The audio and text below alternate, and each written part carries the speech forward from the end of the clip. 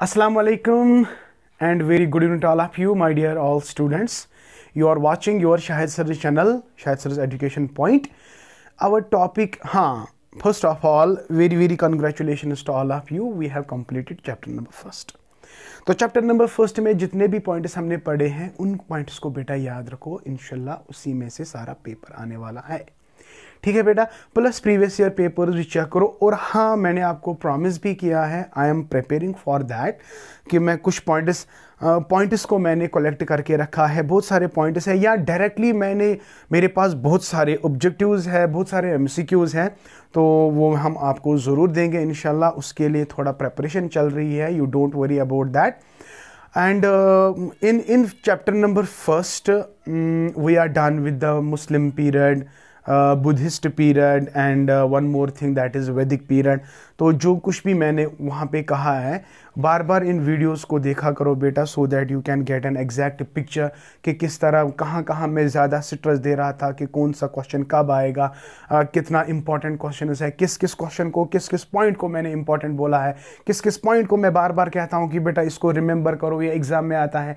बेटा मैं डिलिबरेटली ऐसा क्यों करता हूँ, क्योंकि जो क्वेश्चन मैंने आज तक देखे हैं ये एग्जाम्स में आए हैं, ये आया है, वो आया है, तो इसीलिए मैं बार बार इस पर स्ट्रेस करता हूँ, ताकि आप बच्चों को आपको लगे कि भाई ये वाला पॉइंट जो मुझे छोड़ना ही नहीं है, क्योंकि सर ने इस पे ज्यादा स्ट्रेस दिया है। दैट इज व्हाई मैं बार बार कहता हूं कि मतलब ये पॉइंट एग्जाम में आ रहा है, ये पॉइंट आ गया है, एंड इसीलिए चांसेस आर देयर कि ये क्वेश्चन फिर से वो पूछेंगे। तो इसी तरह हमने 3 टॉपिक्स पढ़े, वैदिक period, Buddhist period, and another is what, Muslim period. तो आपके सिलेबस में पहले यूनिट में यही 3 थे। और चलते हैं बेटा, जो आगे हम पढ़ेंगे, आगे हम क्या पढ़ने वाले हैं इसका डिस्क्रिप्शन में थोड़ा देता हूं, लेकिन इंशाल्लाह वो हम कल उठाएंगे। लेकिन थोड़ा बहुत आपका माइंड जो है वो मैं प्रिपेयर करूंगा कि आपको एक्चुअली अब पढ़ना क्या है। देखिए बेटा, अभी तक जो भी हम पढ़ रहे थे that was ancient period of education and medieval period of education. Now we are approaching towards the modern period. अगर आपको याद होगा, पहले ही दिन मैंने एजुकेशन सिस्टम को 3 हिस्सों में डिवाइड किया था कि नहीं किया था? किसी को याद है? वीडियोस देखते हो ना बेटा?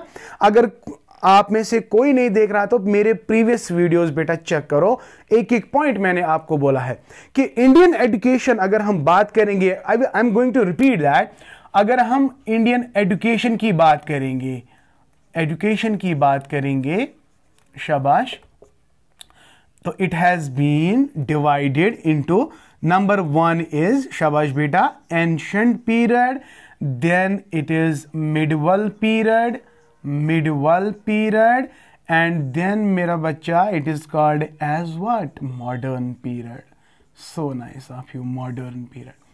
तो इन 3 में से बेटा अगर हम देखेंगे हमने क्या क्या पढ़ा, we are done with the Vedic period, we are done with Buddhist. These 2 belong to ancient period, and this Muslim period, shabash, Muslim period. After the medieval period, the whole India came under the Britishers. अब ये britisher जो है वो हम किस period में पढ़ेंगे मेरा बेटा? मिडिवल पीरियड में। चार्लेस ग्रैंट आपको याद होगा, जो फर्स्ट चैटर्ड है ना, तो वो हम बाद में भी इंशाल्लाह पढ़ेंगे। सारे पॉइंट इसमें आपको क्लियर करूंगा। बहुत सारे बच्चों को ये कमीशन बोरिंग लगते हैं, बट आई गारंटी यू मैं जितना पढ़ाऊंगा उसी में से पेपर आएगा, और इसको इस तरीके से पढ़ेंगे कि you will enjoy these lectures. ठीक है ना बेटा? तो मॉडर्न पीरियड में, तो हमारा जो अब टॉपिक है वो है मॉडर्न पीरियड। चलते हैं, very good. Modern system of education, modern period.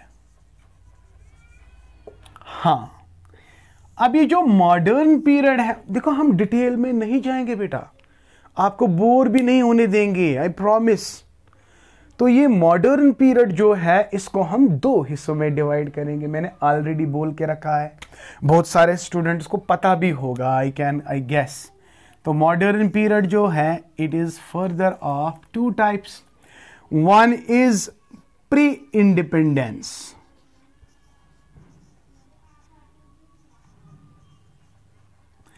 Pre independence बोले तो अंडर ब्रिटिशर्स। समझ आया मेरा बेटा? Okay, so this is the one aspect. So nice of you. And another is post-independence.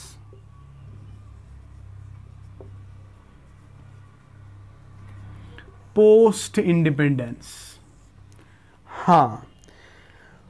I have already told you that there was a transition. There was a change. Education system में change आ गई। Ancient से लेकर medieval, medieval से लेकर modern, और आज अगर हम देखेंगे हमारा एजुकेशन सिस्टम दिन ब दिन ये चेंज होता है। इसका स्ट्रक्चर चेंज होता है, इसकी फंक्शन चेंज होती है, इसकी ऑर्गेनाइजेशन चेंज होती है। Everything is changed and you must remember change is the law of nature and change is must. When you say the development, it must undergo a change. It must undergo a change. And my dear, if the education brings the change, education में भी change लानी जरूरी है। मैं कहता हूं अगर जब हम सोशोलॉजी में सोशल डेवलपमेंट पढ़ते हैं, सोशल चेंज पढ़ते हैं, वहां पे हम क्या पढ़ते हैं? Education is the only tool that can change the structure, that can change the function, that can change the pattern of whole society. So it is education is the single factor. It is an instrument, it is a tool. Are you getting my point? It is an agent which can bring a very important change. अगर ये change लाएगा तो education में भी हमने change लानी ही लानी है। अब ये नहीं कि पुराना करिकुलम हम लेकर साथ चलेंगे कि भाई करिकुलम को लेकर साथ चलेंगे, यही पुराना करिकुलम हम साथ लेकर चलेंगे। अगर हमारे एजुकेशन सिस्टम में डिफेक्ट को भी देखा जाएगा ना, तो सिलेबस जो है, करिकुलम जो है वो पुराना करिकुलम है, मेथोडोलॉजी पुरानी है। अभी भी हम लेक्चर मेथड में भी डिपेंडेंट है कि सर बोले तो स्टूडेंट सुने, जिस तरह अभी हैं। तो आप भी you are dependent on me, you are dependent on the teachers. Are you getting my point? So there must be a change. Today is ICT based system. You are in the cybernetic world. Science and technology is at its peak.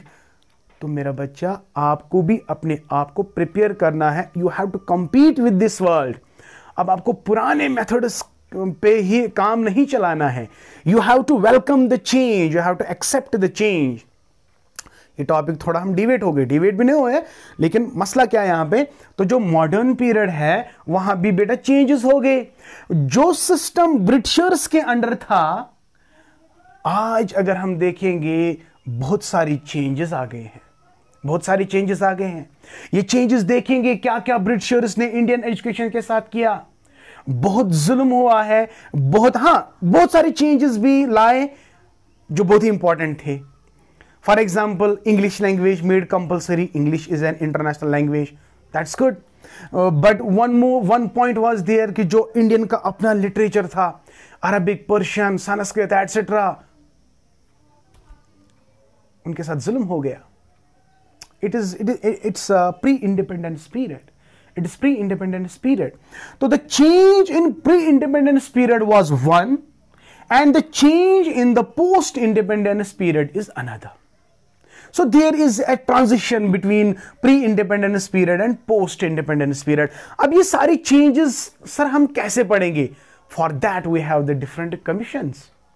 तो उन commissioners ने बिल्कुल लिखा है कि Indian education के साथ क्या क्या हुआ, एम्स ऑफ एजुकेशन क्या थे, मीडियम ऑफ इंस्ट्रक्शन क्या था, मेथोडोलॉजी क्या थी, एटसेट्रा एटसेट्रा। ये सारे चेंजेस मतलब कमीशनर्स के थ्रू हम तक पहुंच जाते हैं।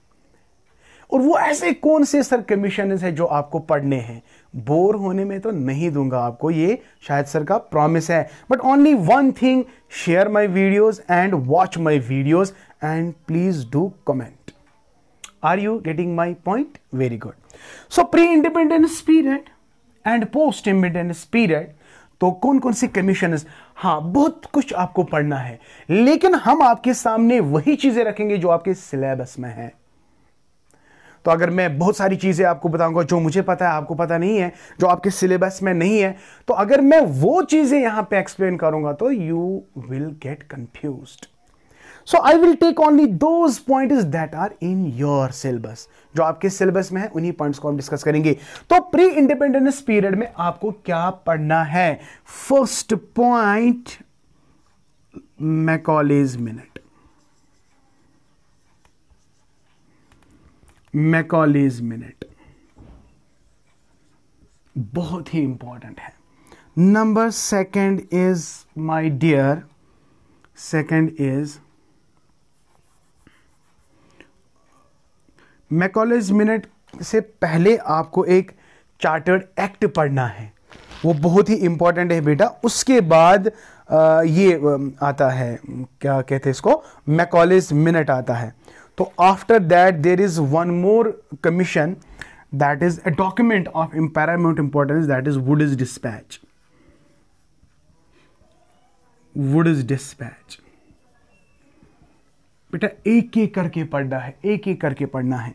Number third is Hunter commission.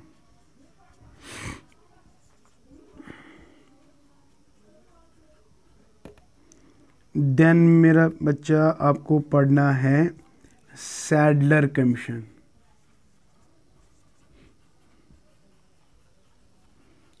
Sadler commission and then you have Sargent report.